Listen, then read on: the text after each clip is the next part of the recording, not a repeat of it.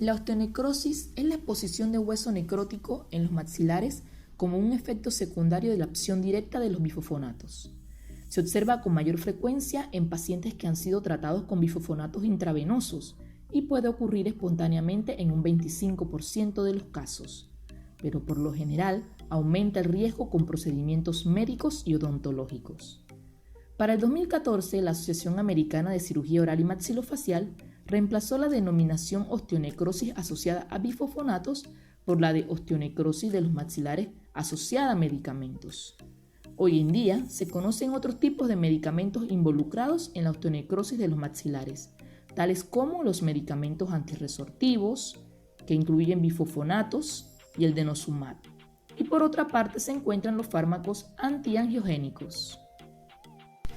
Los fármacos antiangiogénicos son anticuerpos monoclonales dirigidos a los receptores del factor de crecimiento endotelial vascular. Son sustancias utilizadas para combatir el cáncer, porque bloquean el crecimiento de los vasos sanguíneos, que respaldan el crecimiento de los tumores más que bloquear el crecimiento de las células tumorales mismas. Por su parte, el denosumab pertenece a una clase de medicamentos llamados inhibidores del ligando RANK. Inhibe la formación, el funcionamiento y la supervivencia de los osteoclastos y de esta manera reduce la reabsorción ósea e incrementa la masa ósea y fortalece los huesos. Los bifosfonatos son fármacos que tienen gran afinidad por el calcio y son potentes inhibidores de la actividad osteoclástica. Se acumulan durante largos periodos de tiempo en la matriz ósea mineralizada, pero esto depende del tiempo y tipo de bifosfonato que se prescriba. Son utilizados para tratar la osteoporosis, el mieloma múltiple y la hipercalcemia maligna. La hipercalcemia maligna se define como un aumento en el nivel de calcio sérico. Se dice que puede presentarse en un 1% de los pacientes con cáncer en estadio avanzado. El mieloma múltiple es un desorden linfoproliferativo que resulta de la sobreproducción de células plasmáticas malignas clonadas, que da lugar a múltiples masas tumorales dispersas por todo el sistema esquelético. Entre los pacientes expuestos a bifosfonatos intravenosos en un tratamiento del mieloma múltiple o el cáncer, alrededor del 1% puede desarrollar osteonecrosis de los maxilares después del primer año de tratamiento, pero el riesgo aumenta al 13% después del cuarto año. En cuanto a la epidemiología, tenemos que sitios posteriores corren un mayor riesgo que los sitios anteriores. La literatura reporta una mayor incidencia en la mandíbula en comparación con el maxilar, y esto se debe a que estos fármacos tienden a concentrarse mayor en la mandíbula debido a su alta vascularización, causando un efecto antiangiogénico. Además, existe una alta diversidad de microbiota oral, siendo el ambiente ideal para una rápida proliferación bacteriana. La fisiopatología de la osteonecrosis no está del todo clara. Se ha demostrado que el uso de estos fármacos aumenta el riesgo de presentar dicho evento.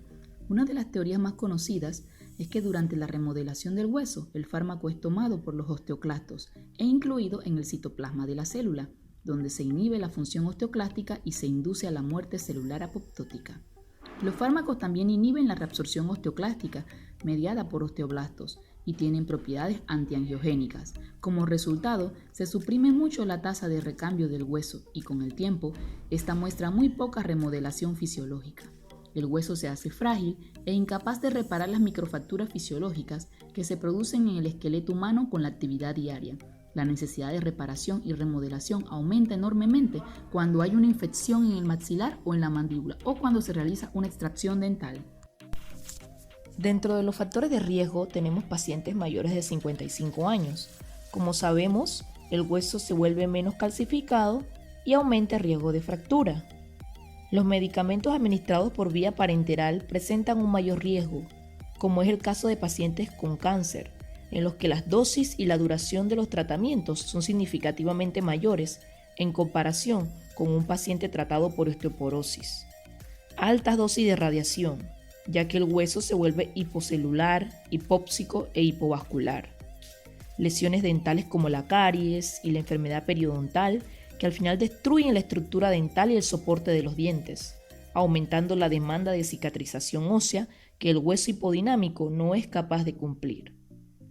Fumar y el consumo de alcohol, algunas comorbilidades potencian el efecto antirresortivo, como la diabetes y el uso de otros agentes con acción antiangiogénica, como los glucocorticoides, los inhibidores de la proteasa, entre otros.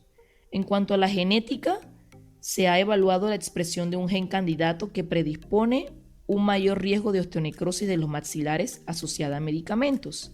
Sin embargo, aún faltan más estudios para validar esto. Signos y síntomas.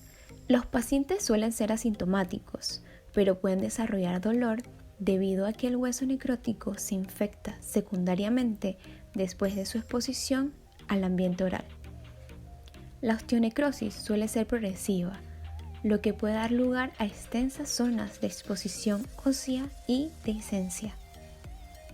Cuando los tejidos se infectan de forma aguda, los pacientes pueden quejarse de dolor intenso o parestesia. Cualquiera de estos dos síntomas puede ser indicio de una inflamación, necrosis y compresión del nervio periférico. En los pacientes que se desarrolla espontáneamente, la queja principal es la presencia repentina de molestias intraorales y de rugosidades que pueden progresar hasta traumatizar los tejidos blandos orales que rodean la zona de hueso necrótico. La presentación clínica más común es una úlcera con exposición de hueso en un paciente al que se le ha realizado una extracción dental. A menudo se produce una secreción purulenta e inflamación local en el tejido blando adyacente, con trismos y linfadenopatía regional. La estadificación de osteonecrosis de los maxilares asociada a medicamentos de esta misma asociación presenta estrategias de tratamiento según la etapa. Paciente en riesgo, no presenta hueso necrótico. Estos han sido tratados con bifosfonatos vía oral o intravenosa. Y como estrategia se debe reforzar la educación del paciente. Etapa 0. No hay evidencia de hueso necrótico. Manifestaciones clínicas o radiográficas evidentes, pero los hallazgos clínicos no son específicos. Suelen ser asintomáticos, pero pueden quejarse de dolor inespecífico. La estrategia en esta etapa sería manejo sistémico, incluyendo el uso de medicamentos analgésicos y antibióticos. Etapa 1. Hueso expuesto necrótico o presencia de fístulas en pacientes asintomáticos y sin evidencia de infección. El tratamiento incluye enjuague bucal antibacteriano, seguimiento clínico trimestral, educación del paciente y revisión de indicaciones para continuar el tratamiento con bifosfonatos. Etapa 2. Hueso expuesto necrótico o fístulas alrededor del hueso asociado con infección. Se evidencia por dolor y eritema en la región del hueso expuesto con o sin drenaje purulento.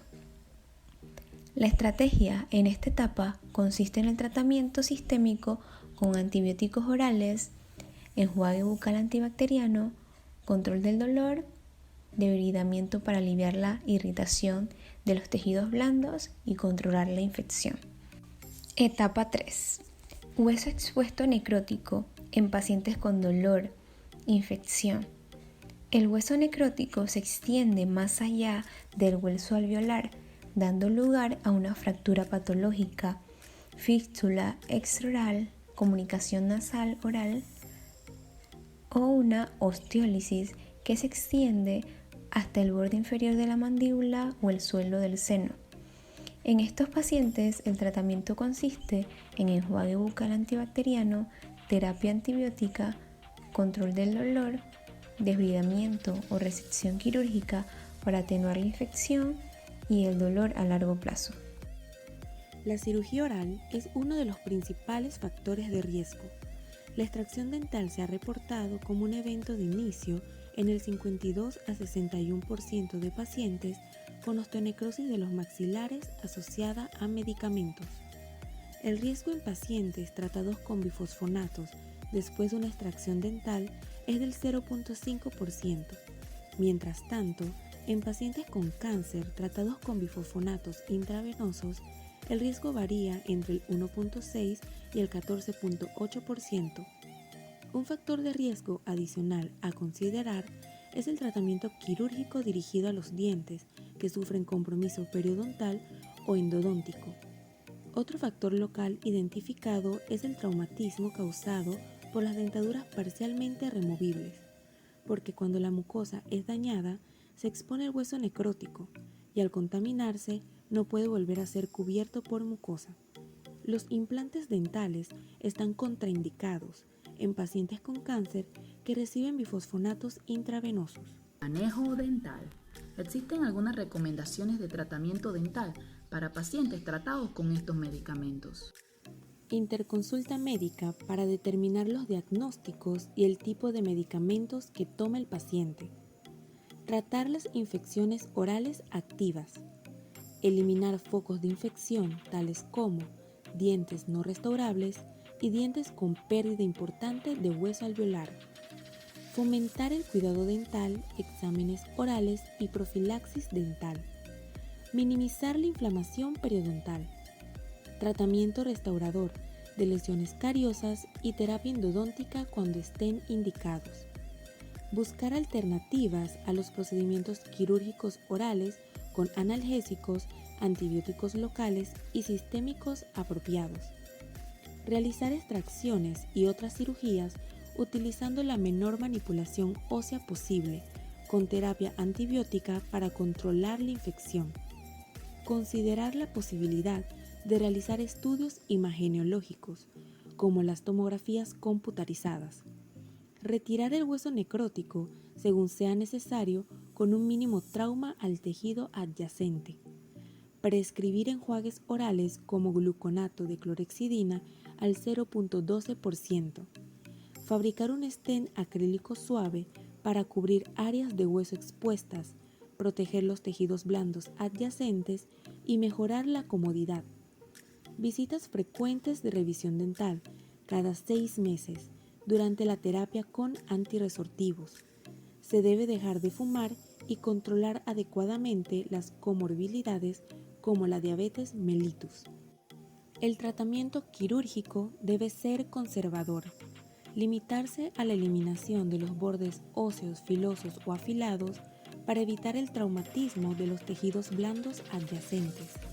También la eliminación de los segmentos sueltos del secuestro óseo, sin exponer el hueso no comprometido, y la resección segmentaria de la mandíbula para los pacientes sintomáticos con grandes segmentos de hueso necrótico o fractura patológica.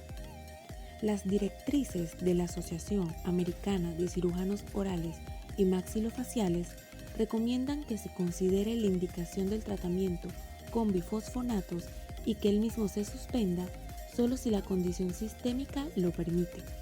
Por lo tanto, el manejo es interdisciplinario e implica un monitoreo continuo y cercano. En la versión actualizada del 2014, el periodo de suspensión se redujo a 2 meses antes de la extracción de los dientes y solo en aquellos pacientes que han recibido bifosfonatos durante un periodo superior a 4 años.